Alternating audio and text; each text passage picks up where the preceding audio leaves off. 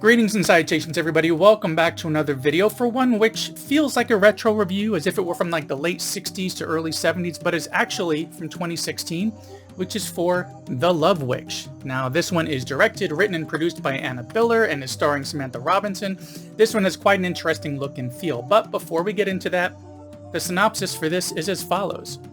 A modern-day witch uses spells and magic to get men to fall in love with her, with deadly consequences. Now, the term modern day is a bit interesting as the entire look and feel of this film is inspired heavily from the late 60s and through early 70s horror films. This is thanks to cinematographer M. David Mullen, who later on worked on The Marvelous Mrs. Maisel, and so he kind of reproduced this look and feel, which I've spoken about often regarding older Hammer films from the 60s, like late 60s to early 70s, did it perfectly. But it goes beyond that, so let's first off get back to that synopsis about this witch, Elaine, who is played by Samantha Robinson. She's recently widowed, had some issues with her husband, he is deceased now, and she's moved to a new town and is looking for a man. But her views on men and how to get a man are a little bit outdated, which is she is kind of like discovered after she moves to this new town, is settled in, and is having some tea with her mentor of sorts, Trish.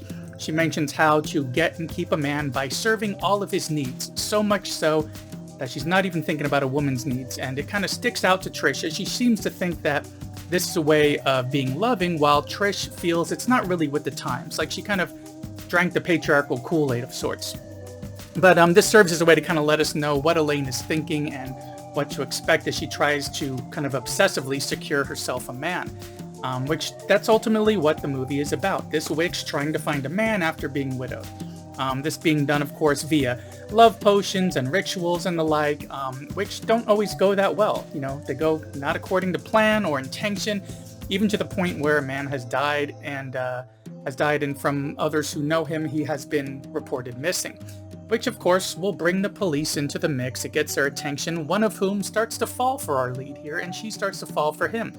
So, how will this turn out for her? Well, that's a question and a point of this film. After all, she's being investigated in this missing of this other man. Will she find this man? Will her and this police officer work out, or this detective? Will others meet the same dark fate? And what will happen now that those police are investigating? However, aside from that main meat of the story, there is a lot of style thrown into this one as well. And that's what kind of makes it really stick out to me. Now, as mentioned, this style is similar to like the late 60s or early 70s Hammer films, for instance, that old Technicolor look that I've mentioned liking several times. For portions of it, I thought it was taking place in that time frame, but here and there, and increasingly throughout, I would see connections to modern day, such as maybe some newer cars in the background, people in the periphery who aren't really dressed in the same style as our main actors are, and there's even a scene where one of the characters does use a cell phone. It's a bit odd, and I needed to just kind of take it for what it was. It's happening sometime recent, but is very stylized. When it comes to our central cast, that 60s and 70s look, as well as their dialogue and delivery. Not just how dialogue was written, but how the characters carry and present themselves. It all calls back to those older films. So one minute you feel like you're watching one of those older films, while next you remember that it's actually set current day. Now, I do think that some will have an issue with this because it is kind of confusing. It kind of pulls you in and out of it. But, it also may be because they're not familiar with or don't really care for that retro style. Or because they get a bit confused, like I said, about what time frame it's actually in. But for me, I was able to look past that and, any stylistic like inconsistencies, both in the look and feel as well as the acting, and really enjoy it for what it is, which is a really interesting one. In great part due to the choices of showing the inspiration behind it so heavy-handed. Because as I mentioned, aside from nailing the look, it seems that there must have been a lot of reference and directing into how that delivery is done. How to act like your character is in that different time frame, in a way, how to carry yourself for the camera. It really reminded me of it heavily. It works really well in giving me a film which isn't just enjoyable, but from the story standpoint, but the entire presentation is just gorgeous.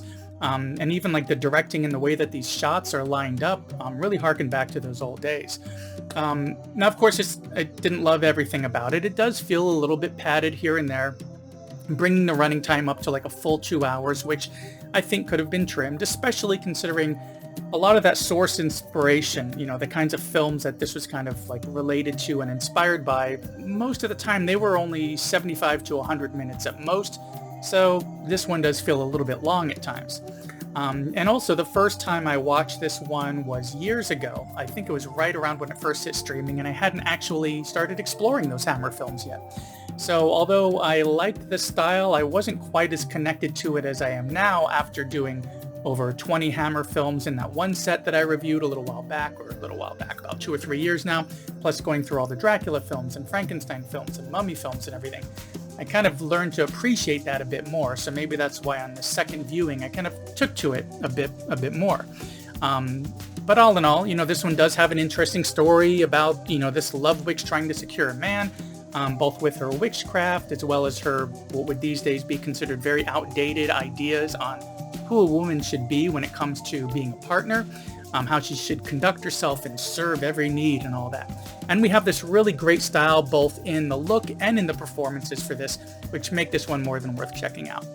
And speaking of checking out, thanks for checking out this quick little video here for The Love Witch from 2016, which at the time of this video is on Peacock, a few other ad-based services, and of course paid rental. So if it sounds interesting, head on over and check it out, see what is really in it. But that's about all that I have for this one, which admittedly should have coincided with Valentine's Day last week, but like Hard Eyes, I kind of missed the window. Hard Eyes was a week early, this one's a week late. And finally, if you enjoyed, please give me a thumbs up, and if not already subscribed, consider subscribing. I have some other strange dips happening in my views that I don't really understand what's happening, so I'm always looking for feedback in the comments as well. Anything to get the algorithm to see it or to really make sure that the viewers enjoy what I'm putting up. So I'm going to mix things up a bit here and there. And subscribing, liking, commenting, and so on really do help out a lot. Anyways, that's all I got for this one. Thanks again for coming by and sticking around to the end, and I will see you in the next one.